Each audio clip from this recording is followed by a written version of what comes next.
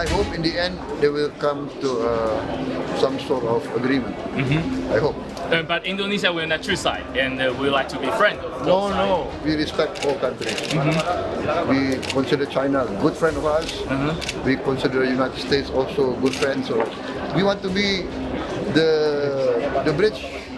Yang penting Indonesia mendapatkan tarif lebih rendah dan juga terkait dengan tarif yang diberlakukan untuk Indonesia ini seimbang dengan negara-negara lain.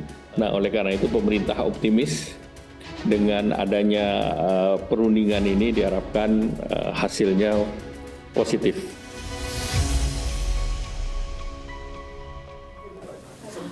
Bersama saya Dia Megasari Anjaya, Anda di Kompas Bisnis.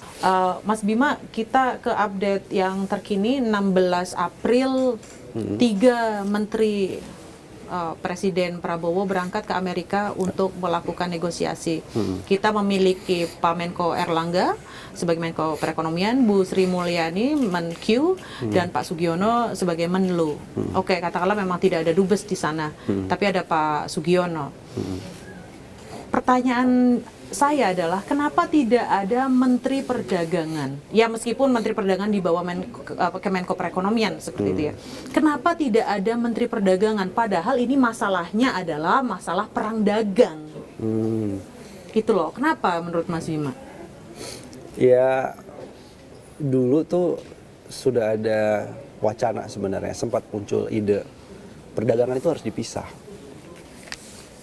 Karena perdagangan luar negeri dengan perdagangan luar negeri itu mungkin ada kaitan, iya. Tapi sebenarnya ini dua track yang akan berbeda. Bisa jadi kenapa Menteri Perdagangan nggak diajak, lagi sibuk mengurus perdagangan dalam negeri yang krusial juga. Oke. Sementara kalau diurus oleh Menko Perekonomian mungkin lebih representatif karena isu perdagangan, isu soal sumber daya alam dan lain-lain itu bisa dibawa di dalam Menko Perekonomian. Bisa jadi itu. Atau indikasi lainnya karena di situ sudah ada Ibu Sri Mulyani sebenarnya yang dianggap sebagai representasi hubungan baik ya dengan negara-negara barat, institusi-institusi keuangan multilateral, Bank Dunia, IMF dan lain-lain. Jadi komunikasinya, bahasanya lebih mudah dipahami oleh Gedung Putih, oleh Trump dan lain-lain. Karena punya track record audiensi internasional ya, sosoknya. Betul, Oke. harus diakui. Memang siapa lagi yang bisa merepresentasikan Indonesia ketika berdialog ya dengan internasional partner yang masih trusted bagaimanapun juga ya. Kita kritik terus soal kebijakan fiskal dan lain-lain. Tapi menggantikan sosok Bu Sri Mulyani sebagai diplomat di sektor keuangan global belum ada gantinya sekarang soal itu.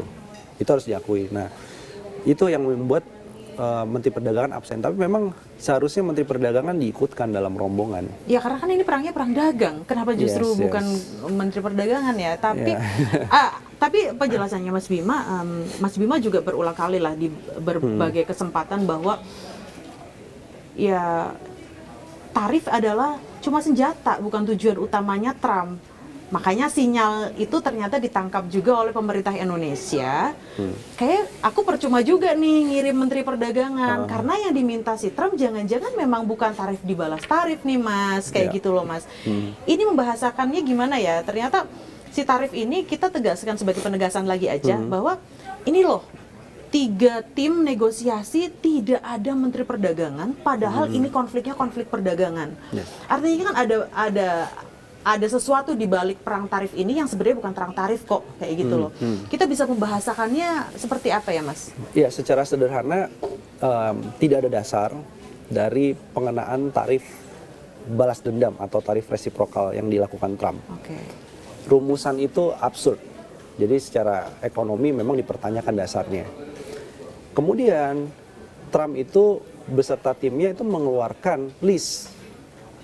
Beberapa list yang dia minta itu justru bilang bahwa Indonesia itu jadi negara yang kena dari perang tarif karena hambatan-hambatan non-tarifnya yang tinggi.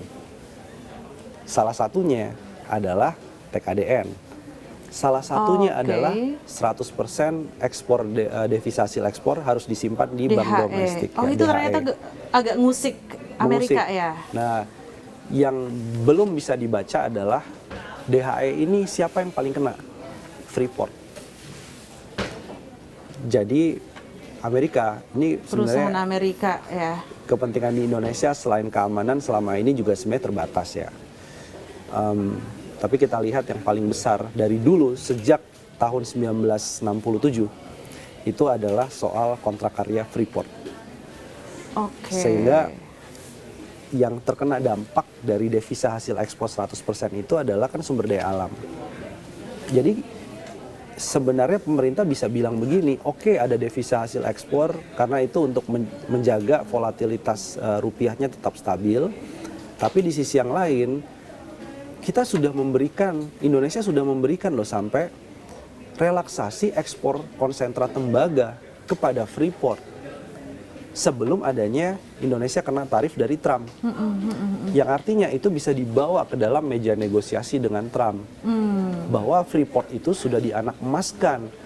Perusahaan lain dihilirisasi itu wajib bikin smelter, wajib melakukan pemurnian ya. Ingat.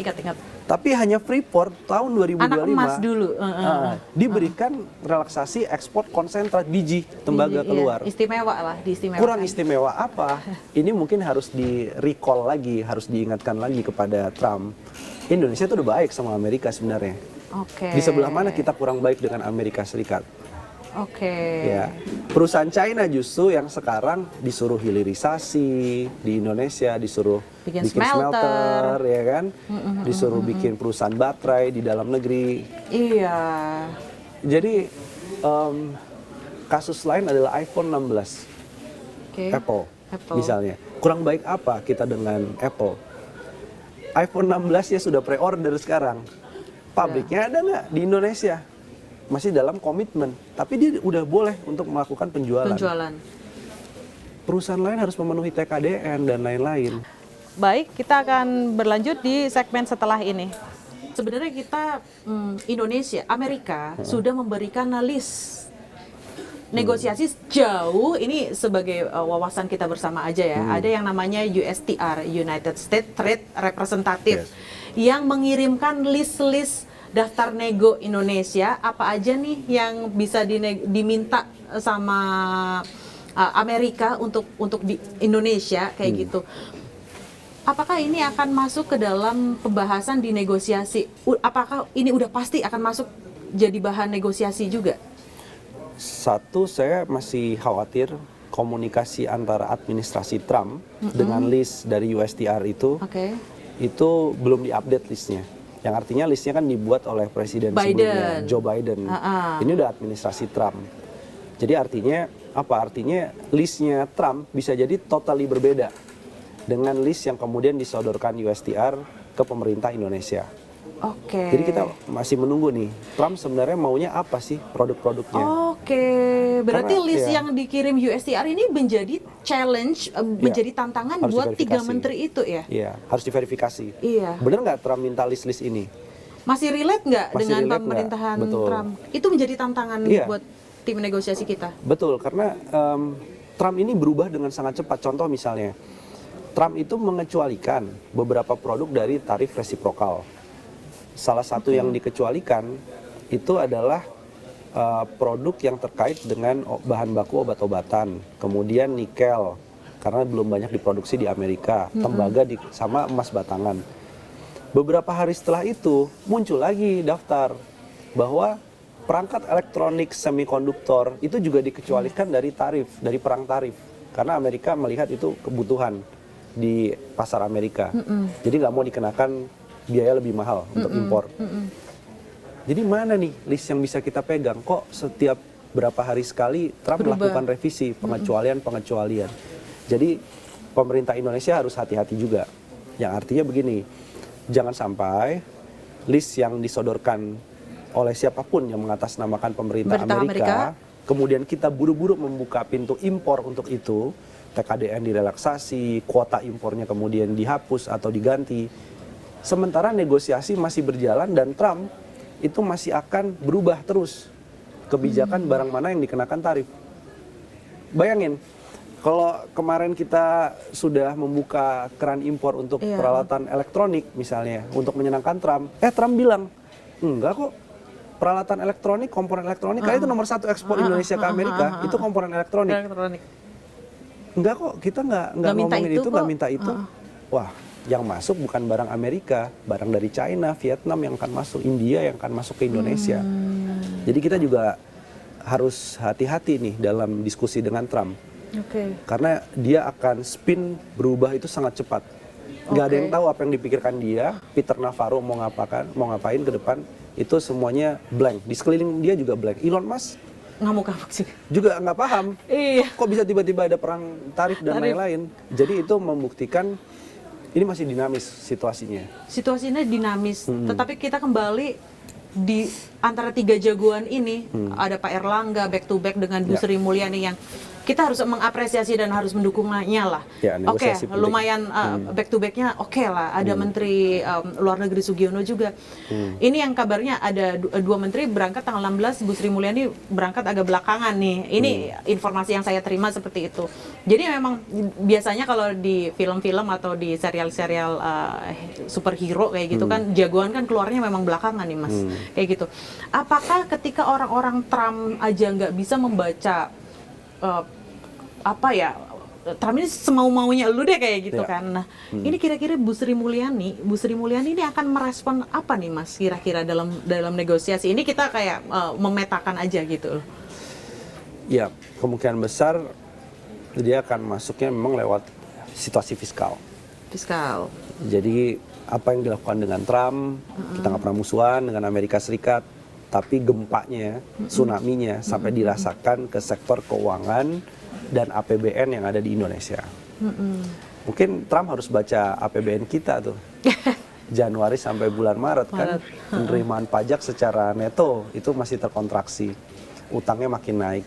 Artinya bisa bilang bahwa Trump jangan musuhan dengan kami dong. Ya, ini kondisi domestik Indonesia lagi nggak baik-baik aja. Itu satu. Kedua, mungkin soal tarif itu juga ada kaitannya dengan kebijakan di Kementerian Keuangan kan, sangat terkait dengan itu. Nah, bisa jadi ini salah satu hal teknis ya, nanti akan diobrolin dengan Gedung Putih bahwa hati-hati dengan tarif karena nanti kan kenanya kepada PNBP, kemudian penerimaan bea masuk, bea keluar, jadi ada implikasi ke dalam APBN Indonesia. Artinya kita bisa bilang bahwa Indonesia lagi kurang oke nih dari segi ekonomi dalam negeri dan dari segi APBN.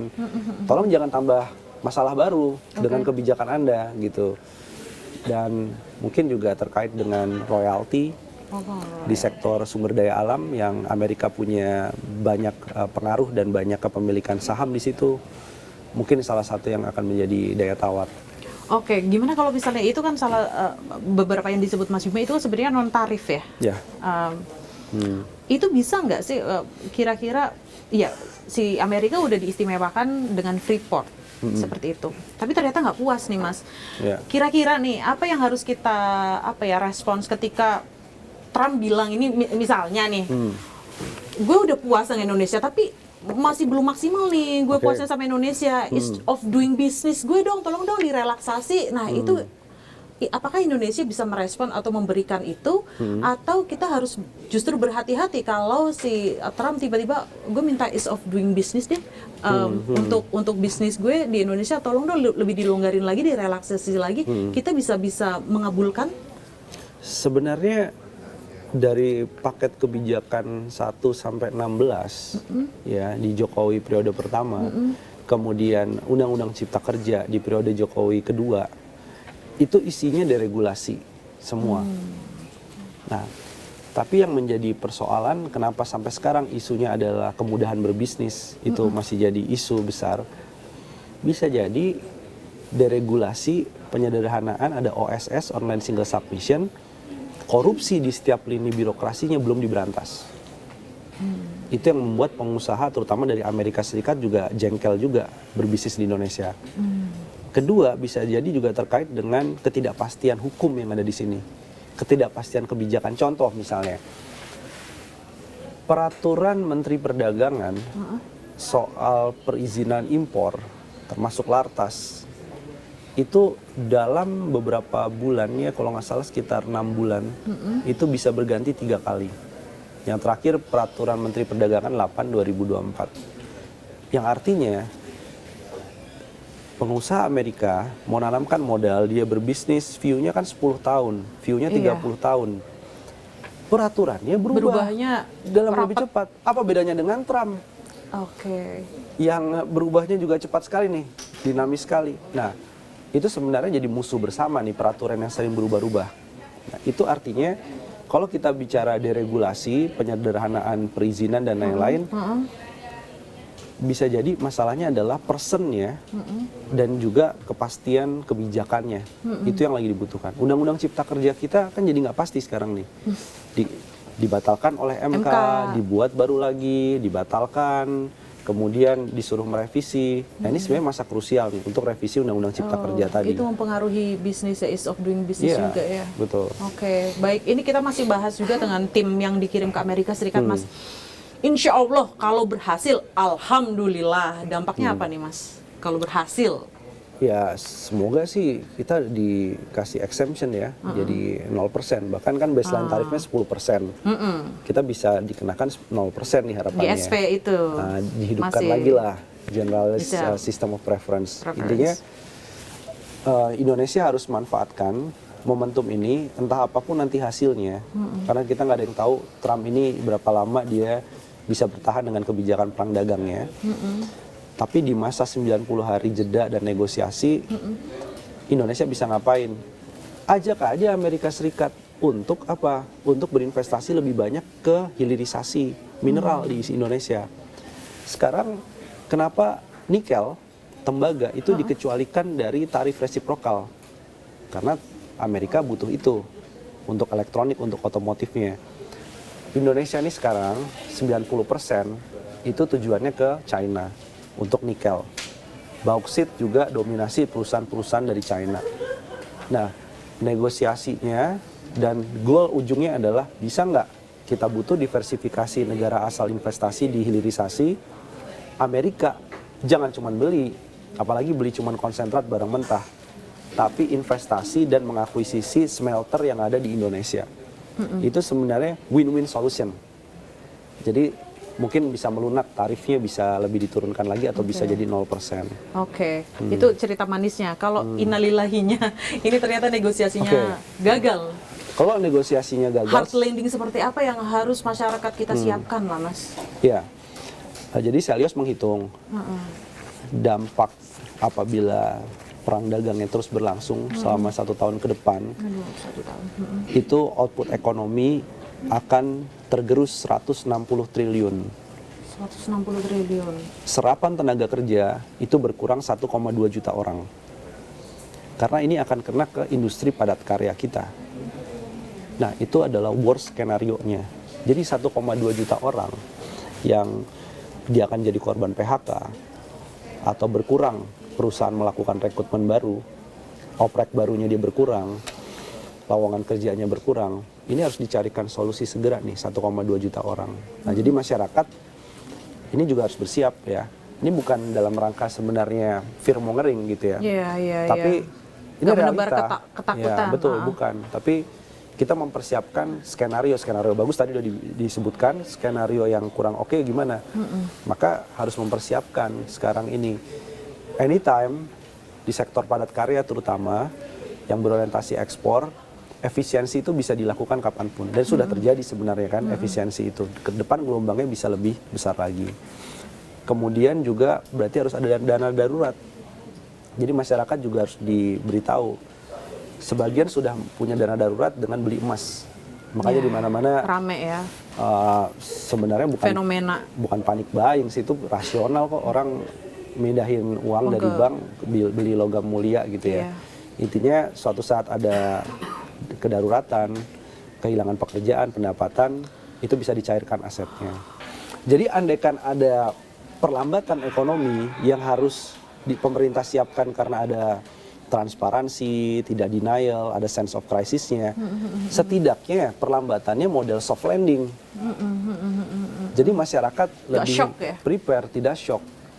Nah, itu yang harus segera dilakukan. Baik, dan ini menunggu hasil benar-benar 3 tim yang dikirim oleh pemerintah ke Amerika Serikat ya, Mas. Kita masih punya waktu 90 hari dan itu masa-masa krusial kita, masa depan Indonesia ada di 3 tim ini. Terima kasih Mas Bima Yudhistira. Sampai jumpa lagi bersama saya Dia Megasari Anjaya di Kompas Bisnis.